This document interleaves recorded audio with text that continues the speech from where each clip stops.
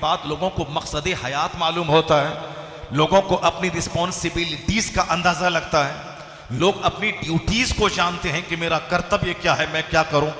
इस्लाम कितना विशाल, कितना महान, कितना बड़ा मजहब है, लोग सीखते हैं। जब तक लोग इस मजलिस में नहीं आएंगे वो जानेंगे कैसे आदमियत क्या है, मानवता क्या है, ह्यूमैनिटी क्या है, जेंटिलिटी क्या है, वो कैसे जाने कि इंपॉर्टेंस ऑफ नॉलेज क्या है, वो कैसे जाने कि मेरे मजहब का महत्व क्या है।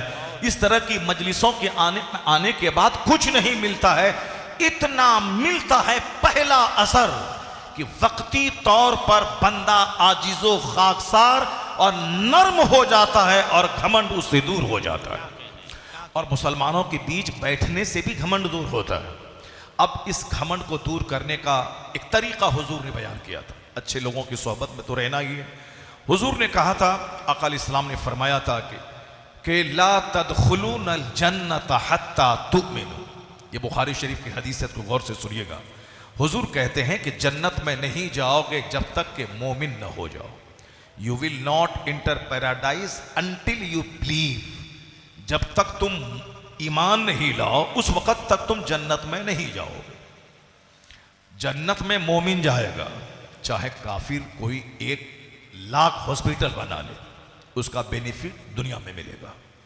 कोई अपनी आंख दान कर दे, उसका बेनिफिट दुनिया में मिलेगा। कोई मुशरिक अपना ब्लड डोनेट कर दे, उसका बेनिफिट यहां मिलेगा। क्या कैसे मिलेगा? अगर कोई मुशरिक, कोई कुफार, अगर वह भंडारा चलाता है, गरीबों मिस्किनों को खिलाता है, तो इसकी वजह से उसकी दौलतें बढ़ती हैं। जो लोग नेत्रदान शिविर लगाते हैं, गरीबों मिस्किनों के आंख का मुफ्त इलाज करवाते हैं, उनको इसका बेनिफिट मालूम है कि उसकी दौलतें कितनी बढ़ती हैं। मारवाड़ी खिलाने पे बहुत विश्वास करते हैं, रोजाना 10-20 मिस्किनों को खिलाते हैं और उसका यकीन है कि इससे मेरा माल बढ़ता है, और बिल्कुल बढ़ता है। खिलाने वाला काम कोई भी करेगा, माल बढ़ेगा। जो ब्लड डोनेट करेगा उसको सेटिस्फैक्शन ऑफ हार्ट यानी कल्बी सुकून मिलेगा। जो गरीबों के मसले का हल करेगा उसको सुकून और चैन मिलेगा। तो कुफ्फारो मुशरिकीन कोई भी हो, दुनिया में कुफ्फार अगर नेकी करते हैं तो उसका बदला दुनिया ही में उसको मिल जाता है। बहुत अच्छे। आखिरत में जन्नत नहीं मिलेगी, जन्नत मिलेगी साहिब ईमान को। बहुत अच्छे। जो हालत ईमान में दुनिया से जाएगा। ये तहफ़्फ़ुज़ ईमान कॉन्फ्रेंस का पहला पॉइंट आप तक पहुंच रहा है कि ईमान, अल्लाह ने अगर आपको मोमिन बनाया है, चूंकि आप मोमिन बनने के लिए मेहनत आपने नहीं किया है। एक आदमी मौलाना बनने के लिए 10 मदरसे में जाता है, 50 आलिमों के पास बैठ करके इल्म सीखता है, तब जाके वो आलिम बनता है। तो अब इल्म दीन हासिल करने के लिए आदमी मदरसों में जाता है, स्कूल कॉलेजेस में जाता है, 50 पढ़े लिखे के बीच में जाता है। तो मोमिन बनना जब इतना बड़ा काम है कि एक बंदा 50 करोड़ का हॉस्पिटल बना दे, 50 खरब का स्कूल बना दे, एक बंदा 50 महासंख्यों रुपया गरीबों मिस्किनों के खिलाने के लिए, यात्री शेल्टर बना के खिलाने के लिए उन्होंने भंडारा चलाने में खर्च कर दे, मगर मरने के बाद उसके लिए कुछ भी नहीं मिलेगा।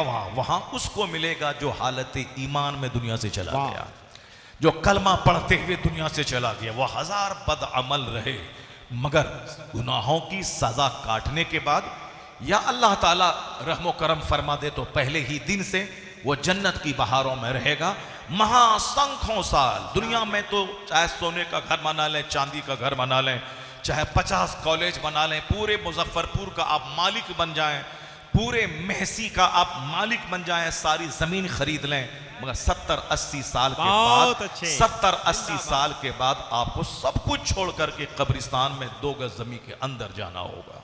सब कुछ छोड़ दे रहे हैं। सारे दुख का खात्मा 70-80 साल में हो जाता है, और सारे सुख का भी खात्मा 70-80 साल में हो जाता है, 100 साल के अंदर ही। चाहे मजदूरी करें तो भी मर के 2 गज जमीन में जाना है, चाहे पूरे महसी का आप बादशाह बन जाए तो भी मर के 70-80 साल के बाद 2 गज जमीन के अंदर चला जाना है। ना यहाँ का दुख हमेशा रहता है, ना यहाँ का सुख हमेशा रहता है। और जो इस फॉर्मूले को जान गया, कोई दुख उसे काफिर नहीं बना पाएगा और कोई सुख उसे फिरौन नहीं बना पाएगा, क्योंकि वो जानता है ना यहाँ के दुख को करार है, ना यहाँ के सुख को करार है। जो इस दुनिया को छोड़ के जाना है, और जाने के बाद जिस दुनिया में जाना है वहां का एक दिन 50,000 साल के बराबर है। उस दुनिया का खात्मा नहीं है, वहां मौत नहीं है, मौत को ज़बह कर दी जाएगी। तो इसलिए बुजुर्गों ने कहा है असल इज्जत वहां की, असल राहत वहां की, असल सुख वहां का और असल में दुख भी वहां का। अगर कोई जहन्नम चला गया तो अब जहन्नम में वहां दुनिया के 1000 साल कोई आग में जलता रहे उतना दर्द ना होगा जितना 1 मिनट जहन्नम की आग में तकलीफ होगी। इसलिए असल में तकलीफ वहां की, असल में राहत वहां की। तो मोमिन की नजर न सोने की दीवार पे रहती है, मोमिन की नजर ना मिट्टी की दीवार पे रहती है, मोमिन की नजर जन्नत और जहन्नम पे रहती है। इसलिए इस दुनिया में भिखारी रहे तो भी वो सब्र करता है, अब बादशाह रहे तो शुक्र करता है, क्योंकि नजर उसकी दुनियावी दौलत पे नहीं रहती, नजर अहमदे मुख्तार के इरशादात पे रहती है। इसलिए सुख में भी मोमिन रहता है और दुख में भी मोमिन रहता है। वह कोई काफिर है जो सुख मिले तो फिरौन बन जाए, वह कोई काफिर है जो दुख मिले तो खुदा को गाली देने लगे और अपने घर की मूर्ति को उठा के बाहर तोड़ के फेंक दे। यह मोमिन है, अरबों में खेलता है, शुक्र अदा करता है, सजदा बढ़ जाता है। और यह मोमिन है जब मुसीबत आती है तो यह जिक्र करते हुए सब्र करता है, सब्र भी इसके हक में बेहतर है, शुक्र भी इसके हक में बेहतर है।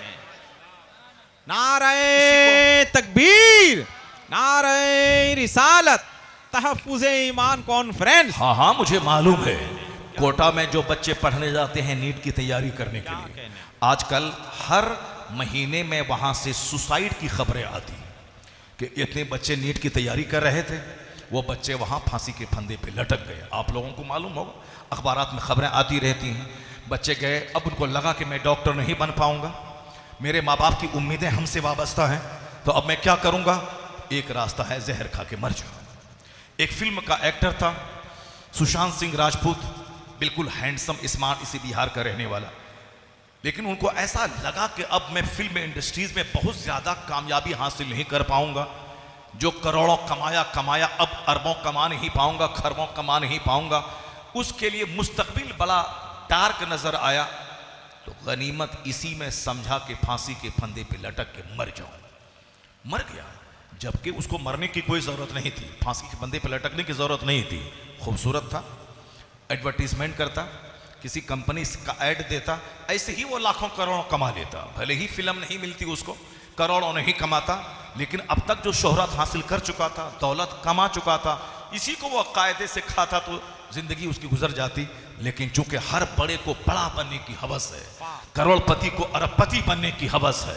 अगर कोई फॉर्चूनर पे चलता था और आज अगर वो आल्टो पे चलने लगे, उसकी मौत हो जाती है।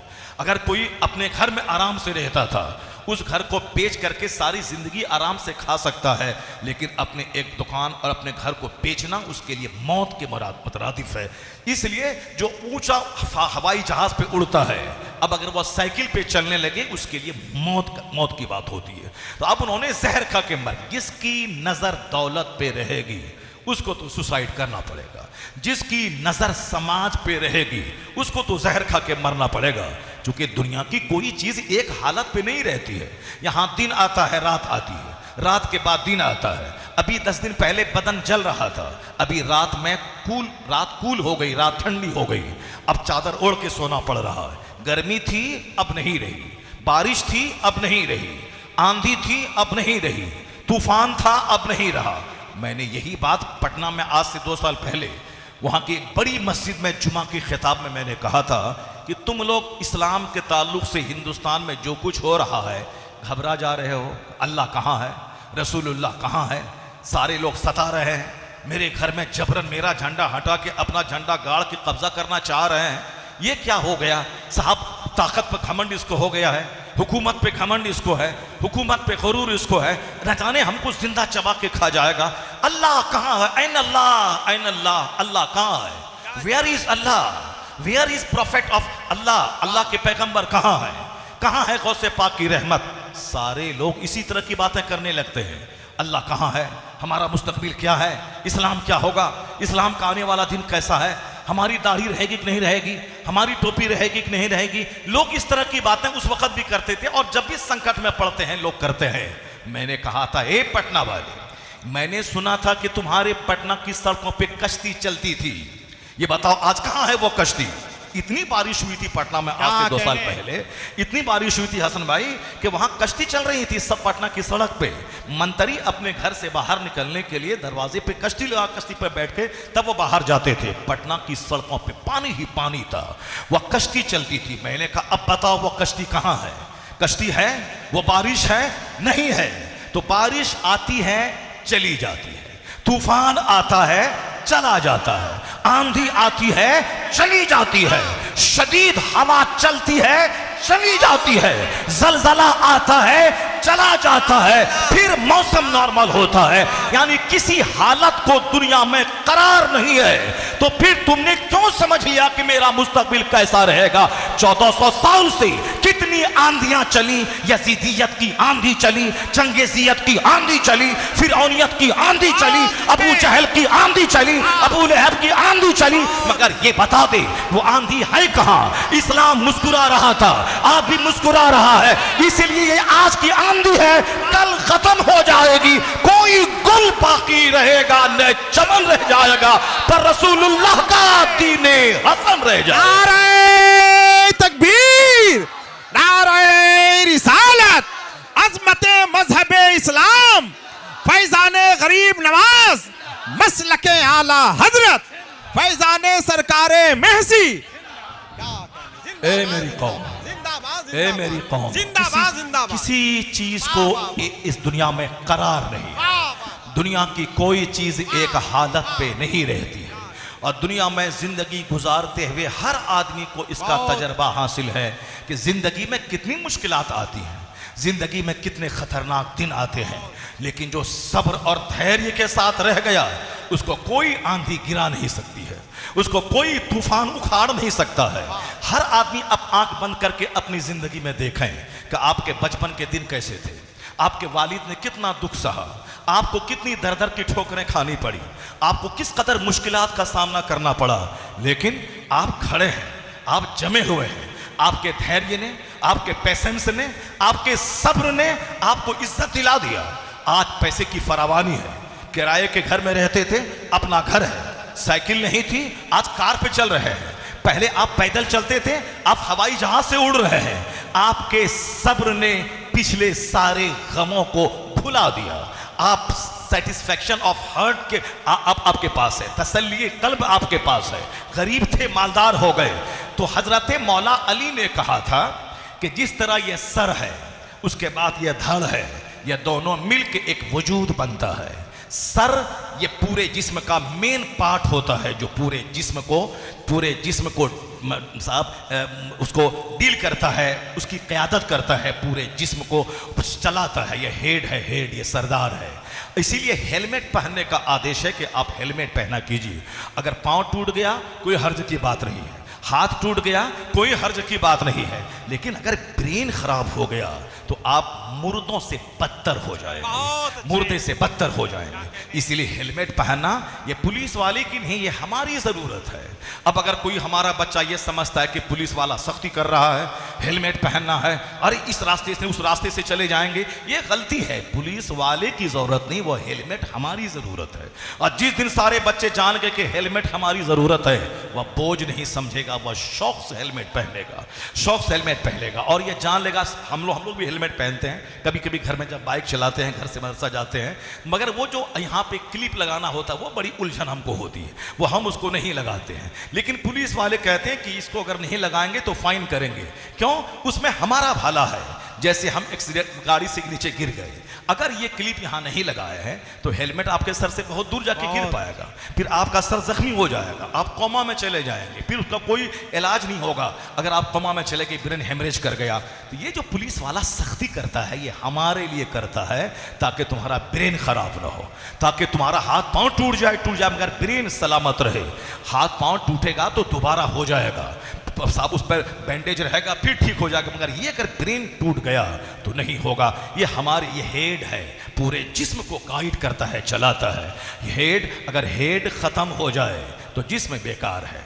हेड है मगर जिस्म नहीं है, वो भी हेड बेकार है। हाथी नहीं, पाँव नहीं, सीना नहीं, पेट नहीं, सब बेकार है। मौला अली कहते हैं दोनों मिल के एक बॉडी तैयार होती है।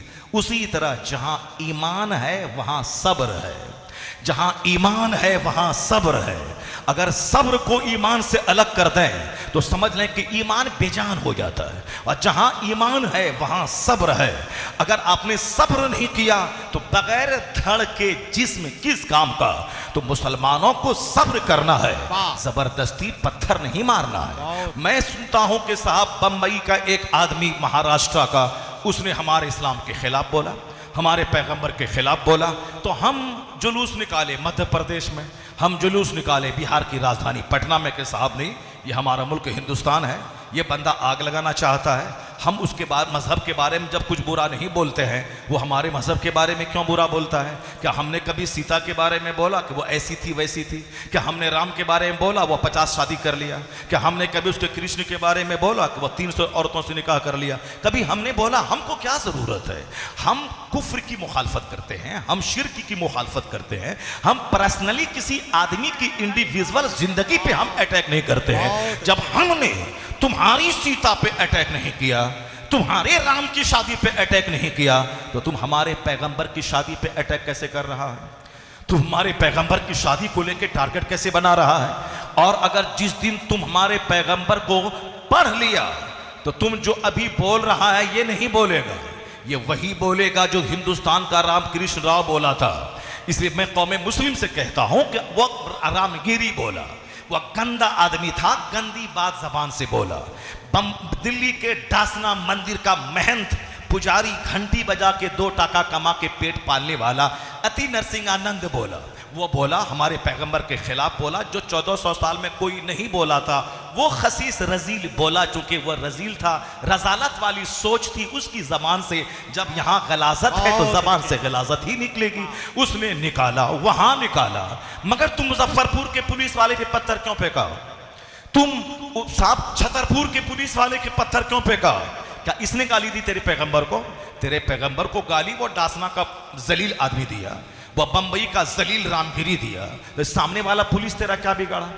ये साहब पुलिस थाने वाला क्या बिगाड़ा? ये तो तुम्हारी रक्षा करने के लिए है। जिसने कहा है उसके खिलाफ मुतालबा करो, प्रोटेस्ट करो, हुकूमत के पास जाओ, कहो हम अमन पसंद हैं, हम उसकी गिरफ्तारी का मुतालबा करते हैं। मगर हम लोग बेजा जज्बात में आके अपने घरों में आग लगवाते हैं, अपने घरों पे बुलडोजर चलवाते हैं। मौला अली कहते हैं सब्र करना होगा तब ईमान बचेगा। और जब फाइनली अब वो वक्त आ गया कि अब ईमान बचाने के लिए जान देनी होगी, वो आखिरी मरहला है। जब कोई रास्ता नहीं बचेगा तो जी के क्या करेंगे? जब ईमान ही नहीं रहेगा तो जिंदा रह के क्या करेंगे? वो आखिरी मरहला है। उस मरहले का ऐलान मेरा खलीफा करेगा, उस मरहले का ऐलान मेरे सबसे बड़े आलिम करेंगे। हर आदमी आजाद होकर अपने हाथ में फैसला नहीं ले लेगा। तो मैं कहता हूं जिस जमाने में ऐसे हालात पैदा हो जाएं, बहुत कड़ा सब्र करना होगा, बहुत ज्यादा धैर्य रखना होगा। हर गली कूचे में चलने वाला कोई मुसहर, कोई दलित, कोई गिरा हुआ आदमी मेरे इस्लाम के खिलाफ बोलेगा तो हम दौड़ के उसका गला नहीं थाम लेंगे, हम उसका कॉलर नहीं पकड़ लेंगे। आए दिन रोजाना कितने लोग हैं जो इस्लाम के खिलाफ बोलता है, वजू के खिलाफ बोलता है। अभी पाकिस्तान में एक गैर मुस्लिम लड़की ने सवाल किया कि साहब इस जमाने में पानी की किल्लत है, पानी मिल नहीं रहा है, सेफ वाटर का ऐलान हो रहा है और आप 5 वक्त वजू में पानी बहाते हैं। आखिर ये कौन सा इस्लाम है जो पानी इस तरह बहाने का आदेश दे रहा है?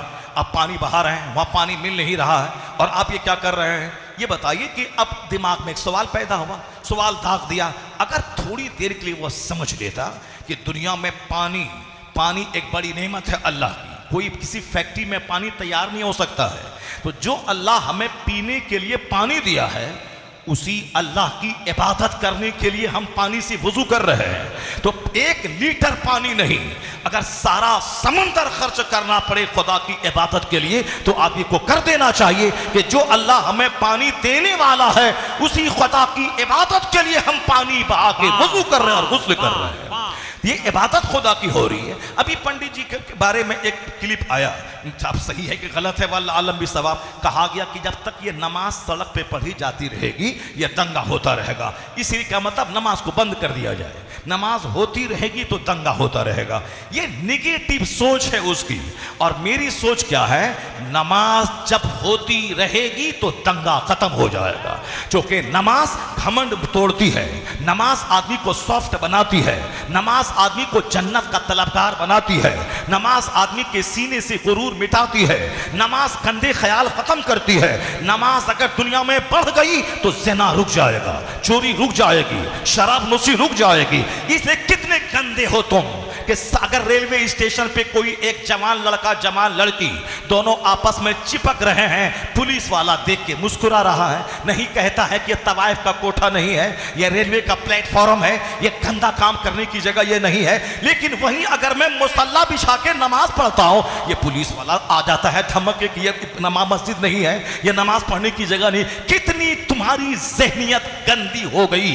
मैं अपने खुदा की इबादत कर रहा हूं, इबादत करने वाला सॉफ्ट हो जाता है तो तू कहता है ये प्लेटफॉर्म है मस्जिद नहीं है। लेकिन कोई वहां पर सरेआम लोगों का दिमाग खराब करने के लिए साहब चूमा चाटी कर रहा है तो तुम उसको नहीं बोलता है कि ये तवाइफ का कोठा नहीं, यह प्लेटफॉर्म है। जहां गंदी सोच रहेगी वहां कभी प्रोग्रेस नहीं होगा, तरक्की नहीं होगी। और सुन ले मेरी बात, मैं नहीं तेरा ही मत तेरा मानने वाला और तेरी पार्टी का एक जबरदस्त cadre leader doctor Ramakrishna Rao जो भाजपा बीजेपी पार्टी का फाउंडर लीडर है।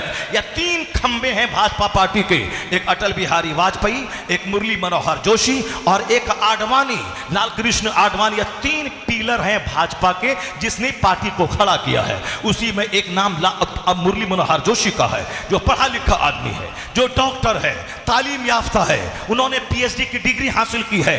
यह डासना के मंदिर में गाली दे के 2 रुपया कमाने वाला ये तो जाहिल आदमी है। यह रामगिरी जैसा घंटी बजा के 2 रुपया कमाने वाला ये तो जाहिल आदमी है। मगर Murli Manohar Joshi PhD degree holder है, पढ़ा लिखा आदमी है और बीजेपी पार्टी का फाउंडर लीडर है। उसने, मैं कोई व्हाट्सएप पढ़ के नहीं, आज से 6-7 साल पहले कानपुर के एक जलसे में शरीक होकर मैं सुबह सुबह कानपुर स्टेशन पे आया। आदत के मुताबिक मैंने हिंदी का अखबार लिया।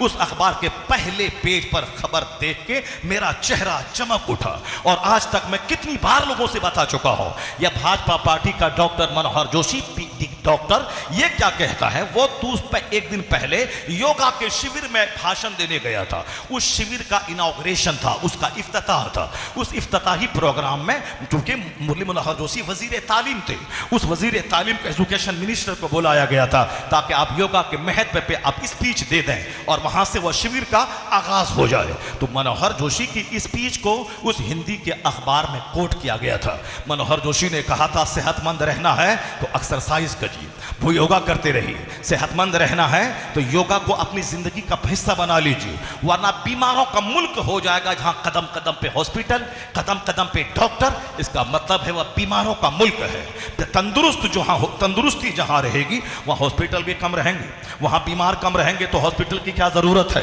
हॉस्पिटल की क्या जरूरत है। मिस्र के बादशाह ने हमारे पैगंबर के पास एक बांदी को तोहफा में भेजा था और एक डॉक्टर को भेजा था। हुजूर ने कहा था ये डॉक्टर की क्या जरूरत है तबीब की, इस डॉक्टर को वापस लेके जाओ। क्योंकि हमारे यहां लोग जब भूख लगती है तब खाते हैं और भूख रहती है खाना छोड़ देते हैं। इसलिए यहां के लोग बीमारी ही नहीं पड़ते हैं तो तबीब की क्या जरूरत है। एक कौम मुस्लिम आज 1400 साल के बाद दुनिया का सारा डॉक्टर इस बात पर मुत्तफिक है कि जितनी बीमारियां आज दुनिया में पैदा हुई हैं उसमें से अक्सर बीमारियां ज्यादा खाने की वजह से होती हैं।